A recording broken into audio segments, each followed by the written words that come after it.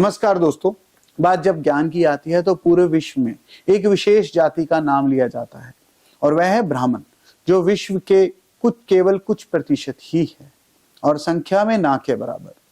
ब्राह्मण केवल एक जन्म की अवस्था नहीं, अपितु एक कर्म प्रधान जीवन है। एक ऐसी अवस्था जो जिम्मेवारी और कर्तव्य का बोध देती है। एक ब्राह्मण सर्वे भवन्तु सुखिना के मंत्र से संपूर्ण जगत का कल्याण मांगता है, बल्कि उस सिद्धांत पर स्वयं चलते हुए औरों का भी मार्गदर्शन और पथ प्रदर्शन करता हुआ समाज को वसुदेव कुटुंब का संदेश देता है। समस्त ब्राह्मण जाति का समर्पण ही है कि मुगलों, अंग्रेजों जैसे कई आक्रांताओं के सनातन पर हुए हमले भी हमारी संस्कृति, हमारी परंपराओं को, यहाँ तक कि हमारे वेदों, पुराणों को, ग्रंथों को और इतिहास की प्रत्येक जानकारी को मिटा नहीं सके। यहाँ तक कि दुनिया के सर्वप्रथम ज्ञान कुंज नालंदा, तक्षशिला, ओदांतापुरी, पुष्पापुरी, सोमापुरी, वल्लभी, विक्रमशिला जैसे विश्व के सबसे बड़े विश्वविद्यालयों को जलाकर या मिटाकर भी वह भारत से उसकी आत्मा कहाँ जाने वाला सनातन धर्म उसे छू भी नहीं सके। आज पिछले कुछ वर्षों में नासा के वैज्ञानिक जिन भौगोलिक गतिविधियों या ग्रहण आदि का वर्णन करते हैं, उनकी जानकारी हजारों सालों से हमारे महर्षियों ने संसार में उपलब्ध करवाई। वे उच्च कोटि के ब्राह्मण शिरोमणि ही थे। असली शक्ति करुणा में निहित है और असली महानता सेवा में निहित है। दोस्तों, मैं खुद एक ब्राह्मण हूं और वत्स्य गोत्र में पैदा हुआ।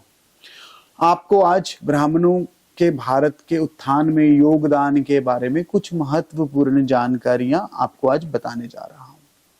ब्राह्मण ज्ञान, विनम्रता और मधु भाषा में अग्रणी रहे। दोस्तों, अगर आबादी की बात करूं तो ब्राह्मणों की संख्या भारत की जनसंख्या का मात्र 5% भी नहीं है। लेकिन अगर मैं वैदिक काल से आज के भारत में, जो समृद्ध भारत है आज का, की बात करूं तो धर्म, दर्शन, ज्ञान, विज्ञान, कला, साहित्य, खेल, बिजनेस जैसे अलग अलग क्षेत्रों में हमारी भागीदारी जनसंख्या के मुकाबले कई ज्यादा है। कुछ तथ्य आपको मैं बताने जा रहा हूं जिनको जानकर आप आश्चर्य महसूस करेंगे। आज तक सिर्फ 9 भारतीयों को ही नोबेल प्राइज मिला है और इनमें से 6 ब्राह्मण हैं। वेंकटरामन रामकृष्णम, रविंद्रनाथ टैगोर जैसे नामों से तो आप परिचित हैं ही। अब तक 48 महानुभावों को भारत रत्न से सम्मानित किया जा चुका है, जिनमें से 23 ब्राह्मण हैं। भारत में अब तक 15 प्रधानमंत्री हुए हैं और जिनमें से 6 ब्राह्मण हैं, जिनमें से श्री अटल बिहारी वाजपेयी जी भी मेरे आदर्श। अगर भारत के इतिहास को एक किताब में संजोया जाए तो ऐसा कोई पन्ना नहीं होगा जिसमें ब्राह्मणों का योगदान ना लिखा हो। याद कीजिए महर्षि वाल्मीकि जी को, जिन्होंने रामायण जैसे महाकाव्य की रचना की, वेद व्यास जी को, जिन्होंने महाभारत लिखा।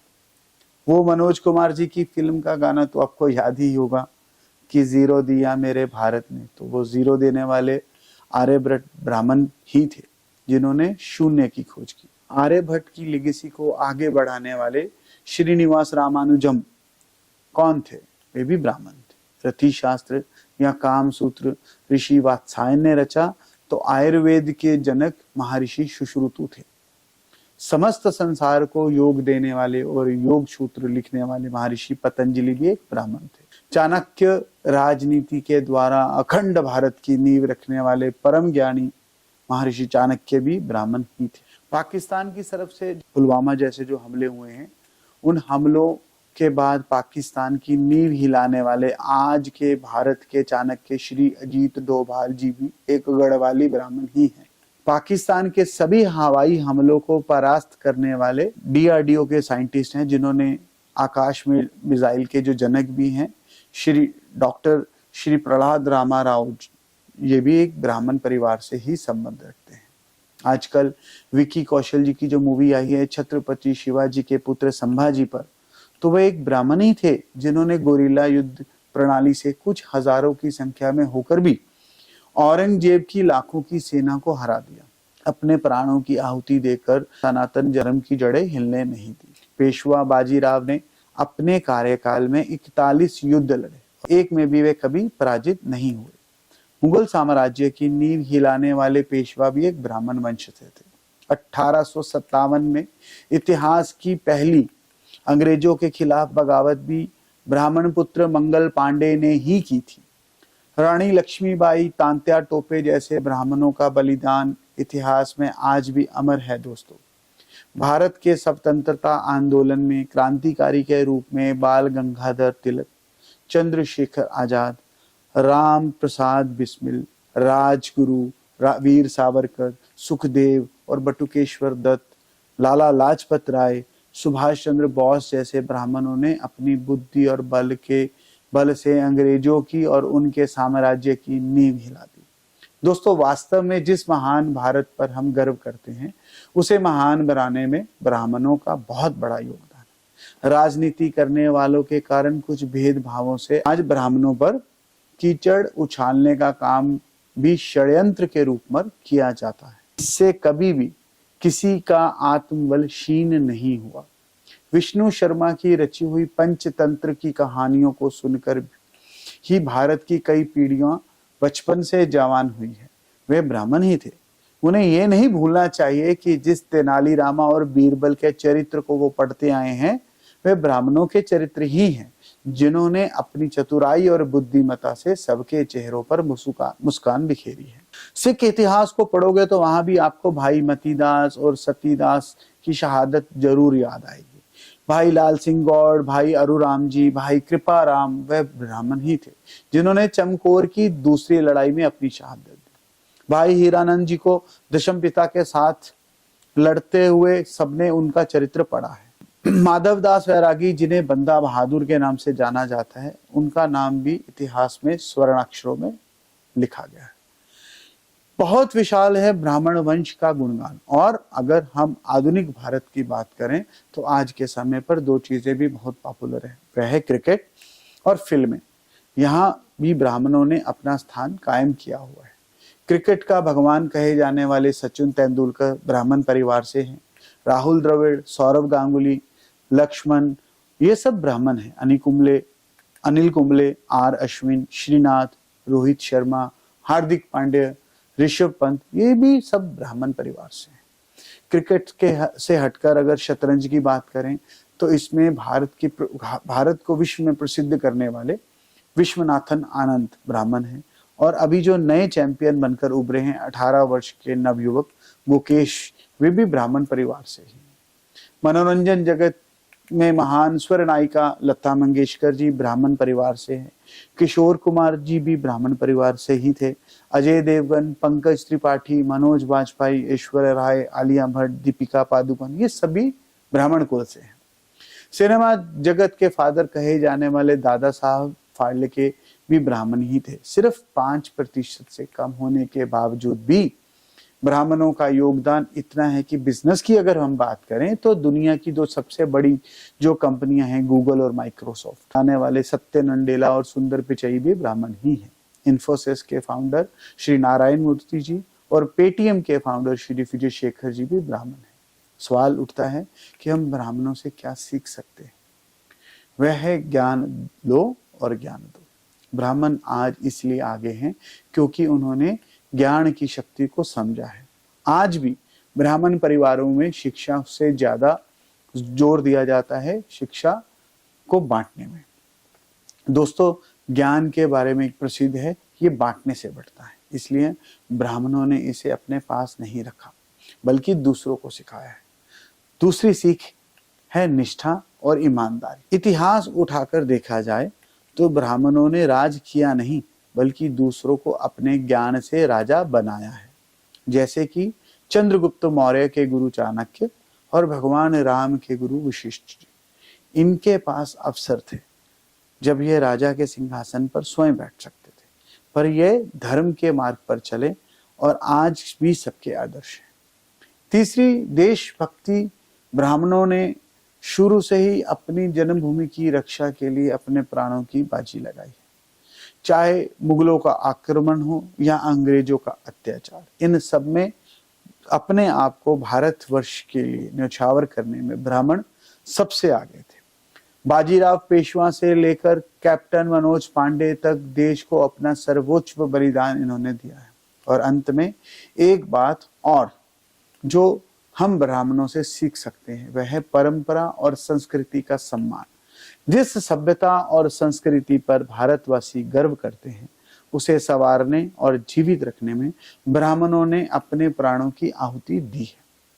ब्राह्मण एक जाति नहीं बल्कि एक विचारधारा है जो ज्ञान, सेवा और समर्पण की मिसाल है। एक ऐसा समुदाय जिसने न केवल भारत को दिशा दी बल्कि विश्व को भी अपने ज्ञान के प्रकाश से अलौकिक किया है। पर अब परिस्थितियां और समय बदल रहा है। पिछले दिनों एक फ्रांसीसी पत्रकार ने अपनी रिपोर्ट सोशल मीडिया पे डाली जिसके अनुसार दिल्ली के तकरीबन 50 सुलभ शौचालय में तकरीबन 325 कर्मचारी हैं और वे सभी ब्राह्मण हैं। दिल्ली, मुंबई जैसे महानगरों में अधिकतर रिक्शा चालक पांडे, दुबे, मिश्रा, शुक्ला, तिवारी आदि हैं। पूर्वांचल और बिहार से भी सब अधिक लोग पाए गए हैं। ये सभी अधिकतर ब्राह्मण ही हैं। दक्षिण में अधिकतर बावर्ची और नौकर ब्राह्मण समाज से हैं। ब्राह्मणों की प्रति व्यक्ति आय मुस्लिम समाज के बाद भारत में सबसे कम है। यहाँ और अधिक चिंता का विषय है 1991 की जनगणना के बाद मुस्लिम समाज की प्रति व्यक्ति आय सुधर रही है जबकि ब्राह्मण समाज की आय लगातार कम हो रही है। ब्राह्मण भारत का दूसरा सबसे बड़ा कृषक समुदाय है पर इनके पास खेती के साधन अभी भी 40 वर्ष पीछे के हैं। इसका कारण ब्राह्मण होने के कारण ये किसी लाभार्थी वर्ग में ना होना, जिस कारण मुआवजा, लोन, बाकी रियायतें ना मिलना रहा है। इसी वजह से आत्महत्या, जमीन बेचने के मामले बढ़े हैं। इस वर्ग को खेती बाड़ी छोड़ देने को मजबूर होना पड़ रहा है और लाभार्थी वर्ग से ना होने के कारण ब्राह्मण छात्र ड्रॉप आउट का शिकार यानी कि पढ़ाई अधूरी छोड़ने पे मजबूर भी हो जाते हैं। ऐसे मामलों की गिनती में 2021 की जनगणना ब्राह्मण सबसे ऊपर है जो एक चिंता का विषय है। ब्राह्मणों की बेरोजगारी की दर भी सबसे अधिक है। किसी तरह के भी आरक्षण और सरकारी लाभ से वंचित होने के कारण किसी भी ऊंचे पद पर पहुंचना ब्राह्मण समाज के लिए नामुमकिन हो चुका है। समय पर नौकरी और रोजगार ना मिलने के कारण 14% ब्राह्मण हर दशक में विवाह सुख से वंचित रह जाते हैं और पूरे भारत के सभी समुदाय की गणना करें तो सबसे अधिक ये दर ब्राह्मणों में है। आंध्र प्रदेश और तमिलनाडु के ब्राह्मण परिवार तो 400-500 रुपए प्रति महीने में गुजारा कर रहे हैं। ये आंकड़ा दिन ब दिन और बदतर होता जा रहा है। इसी वजह से ब्राह्मण परिवारों की बेटियां दूसरी जात में शादियां कर रही हैं। ऊपर से महंगाई की वजह से हमारा समाज 1 या 2 से अधिक बच्चे भी पैदा नहीं कर रहा है। अगर ऐसे ही चलता रहा तो ब्राह्मणों के वंश बढ़ने की बात तो दूर, खत्म होने पर आ जाएंगे। ऊपर से सोशल मीडिया और दूसरे संचार साधन भी हमारी नई पीढ़ी को ब्रेन वॉश करने में कोई कसर बाकी नहीं छोड़ रहे हैं, जिस वजह से हमारा सांस्कृतिक ज्ञान खतरे की तरफ बढ़ रहा है। इसलिए मेरी प्रार्थना सभी से है और खास तौर पर अपने ब्राह्मण समाज से एक दूसरे की अधिक से अधिक सहायता करिए। अपना वोट बटने मत दीजिए, अपने संगठन को मजबूत कीजिए, अपने वर्ग की अधिक से अधिक निस्वार्थ सहयोग करने की आदत डालिए। आशा करता हूं आपको मेरी ये पोस्ट पसंद भी आएगी और आप इसे अधिक से अधिक ब्राह्मण समाज में फैलाने में हमारी मदद करेंगे। जय हिंद, जय भारत, जय परशुराम।